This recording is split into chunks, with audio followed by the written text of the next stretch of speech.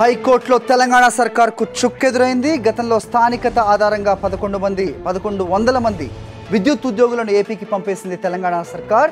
దానిపై ఆ ఉద్యోగులు హైకోర్టును ఆశ్రయించారు.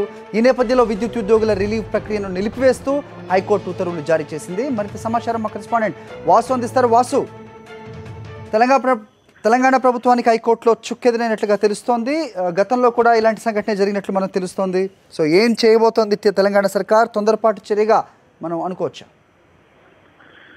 హరి, ఏదైతే తెలంగాణ రాష్ట్ర ప్రభుత్వం కూడా ఏపీ ఉద్యోగులకు సంబంధించి కూడా విద్యుత్ ఉద్యోగులు ప్రధానంగా 1100 మంది ఉద్యోగులు స్థానికత ఆధారంగా కూడా వీళ్ళందరూ కూడా వెనక్కి ఏపీకి పంపుతూ కూడా ఆదేశాలు జారీ చేసిన నేపథ్యంలో కూడా వాళ్ళంతా 1100 మంది తరలి వెళ్లాల్సిన పరిస్థితుల్లో వాళ్ళంతా కూడా మేమంతా స్థానికులమే అంటూ కమల్నాథన్ కమిటీ ఏ సూచనలు లెక్కలో తీసుకున్న తన ఇష్టానుసారంగా వ్యవహరించిందంటూ కూడా వాళ్ళు తెలంగాణ రాష్ట్ర ప్రభుత్వాన్ని ఉత్తర్వులను కూడా వాళ్ళు ధిక్కరిస్తూ కూడా హైకోర్టులో పిటిషన్ దాఖలు చేశారు. ఈ పిటిషన్ విచారించినటువంటి కోర్టు ఏదైతే తెలంగాణ రాష్ట్ర ప్రభుత్వం ప్రస్తుతం 1100 మంది ఉద్యోగులను తొలగిస్తూ కూడా చేసినటువంటి ఆదేశాలు ఏపీ కేటాయిస్తున్న నిర్ణయాన్ని కూడా ఇది ప్రస్తుతం ఆ యొక్క నిర్ణయంపై కూడా హైకోర్టు స్టే విధించడం జరిగింది. దీంతో కూడా మరొకసారి కూడా హైకోర్టులో తెలంగాణ రాష్ట్ర ప్రభుత్వం సుఖే తప్పలేదు. మరొక ఇక చూసినట్టయితే